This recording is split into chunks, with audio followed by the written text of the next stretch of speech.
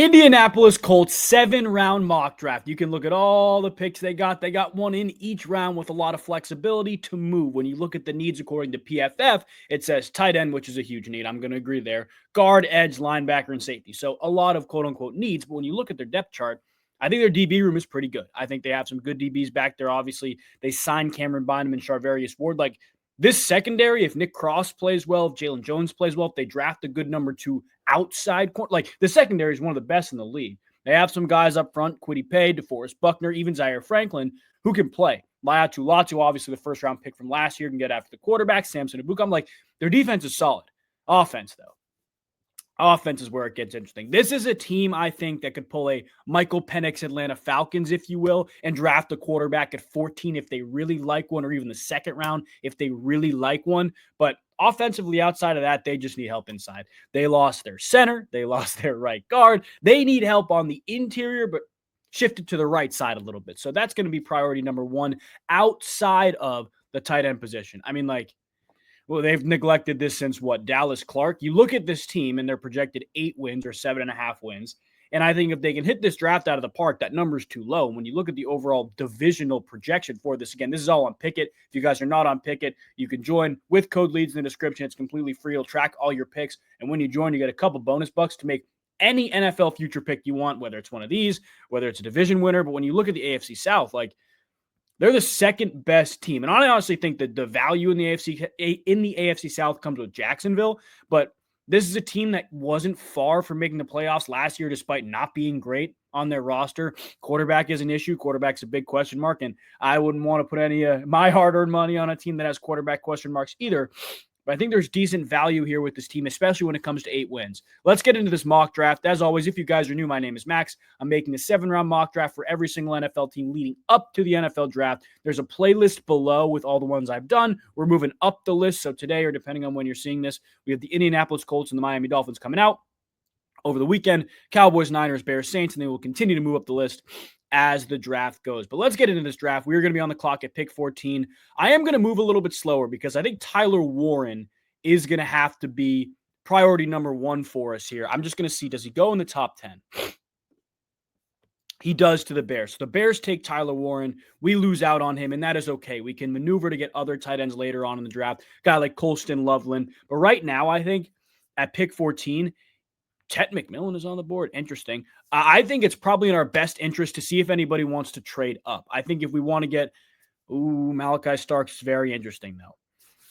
So is Jihaad Campbell. I think if we want to, build something up in the secondary, we can take somebody now and probably not worry about it for the rest of the draft. Let's see who wants to trade up, though. It's worth looking at least who wants to trade up. So Tampa Bay wants to trade up, maybe to get Malachi Starks for a DB.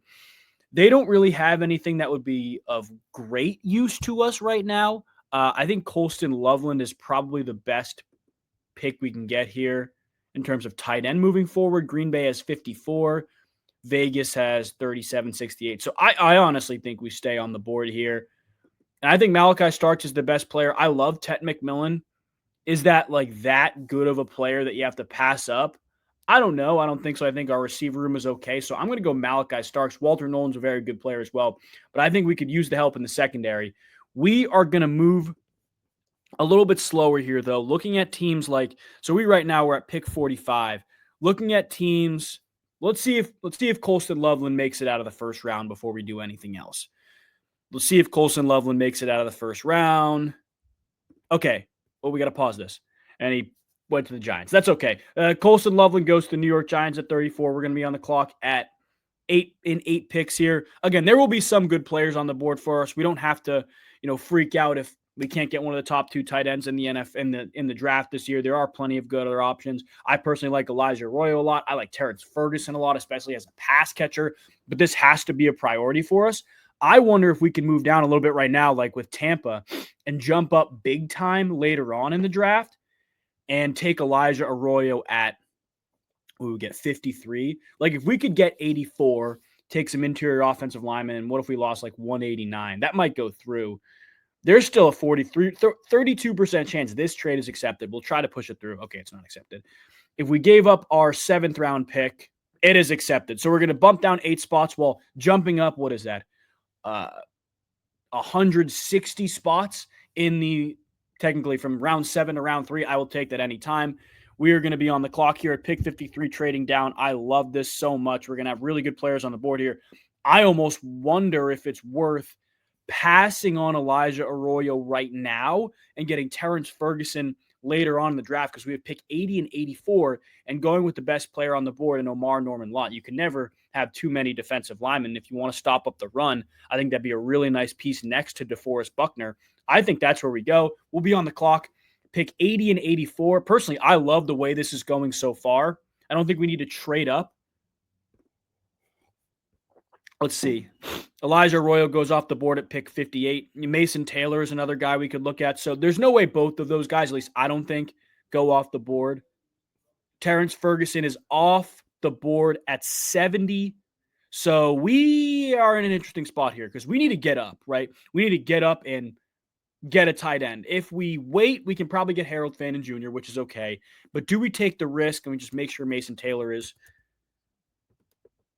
Yeah, Mason Taylor is still on the board here. I think we take the risk. Again, we've kind of been screwed out at tight ends. We might as well just ride it at this point. See if anybody at Mason Taylor goes to Carolina. Okay, that's okay. So we're going to be on the clock here, pick 80 and 84. We are kind of pushing tight end off, which is okay. You know, it's not a huge deal. I think we can get a starter in round 3 or round 4. We just got to reach. We got to be a little aggressive here. Harold Fannin Jr. to me is the pick at 84. I'd be shocked if he continued to fall, but I almost want to try to trade down again. Like Houston already drafted a tight end, so they're not going to take a tight end and move up right now. If we gave them, like, what if we gave them 84 and we got their 166? See, it's not enough for me right now.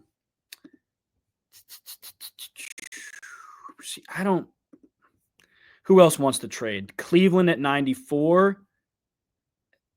I mean, I'd give them 84 and we could get their 104. I would do that. We'd give them 189. What about a swap here? Let's see if this goes through. That's not going to go. What about 216? Not going to go. Okay. You know what? Let's not even mess around. Let's just continue to take the best players on the board here and work for us. Tate Ratledge, we can't forget interior offensive line. This guy's played so many snaps at right guard. This is our pick, no-brainer here. We're going to be on the clock at 84.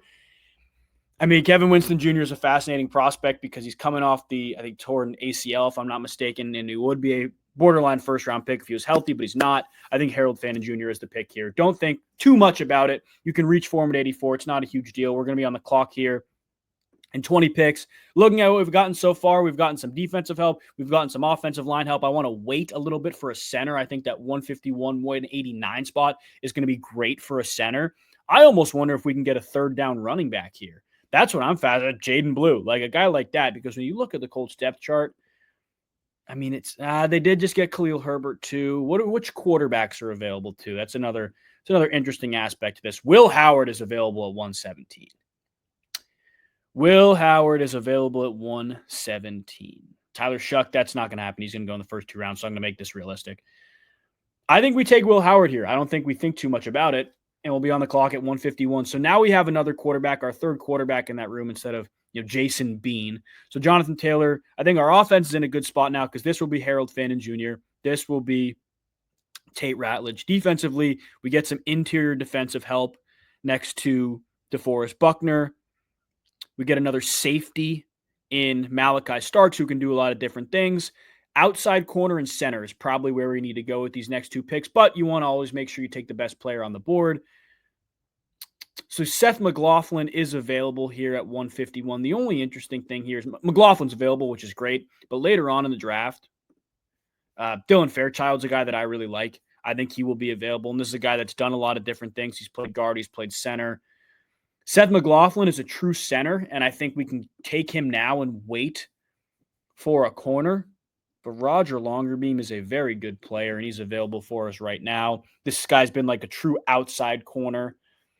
I think we take Seth McLaughlin right now. I don't think we mess around. I think we take a center that's played almost 2,000 snaps the past 3 years. Let's not mess around. Let's take Seth McLaughlin and use our final pick on an outside corner because I do think the corner depth is there for Indianapolis. And I don't think we need to worry too much about it there, but we'll be on the clock in 20 picks. So far, I like our draft.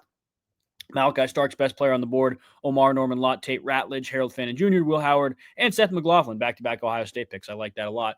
But we'll be on the clock here in one pick. RJ Mickens on the board, Ty Robinson on the board. We could go best player on the board there, but I'm going to go back to the corner position. I think we need a corner.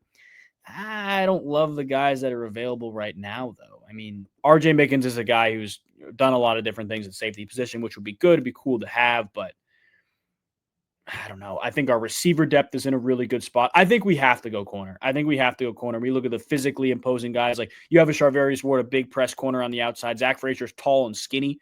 Jason Marshall Jr., 6'1", 201, a very balanced corner.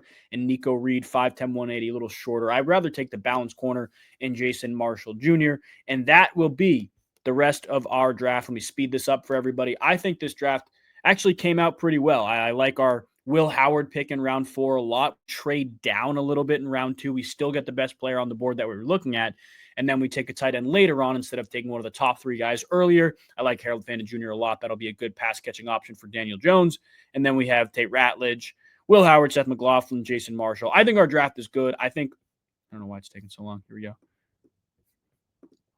I like our picks, and I think we did a very good job of addressing needs while also taking the best player on the board. That's a good combo in any draft. Get an A for Malachi Starks, A for Omar Norman Lott, A for Tate Ratledge, C+, C+, B+, C-. Overall draft, A-. I personally like our draft. Let me know what you guys think. As always, if you're new, make sure you subscribe if you enjoyed this mock draft, or you're a Colts fan, make sure you leave a like. Make sure you are tuned in for the next mock draft, which will be out the same day as this one, the Miami Dolphins. See you guys next time. God bless.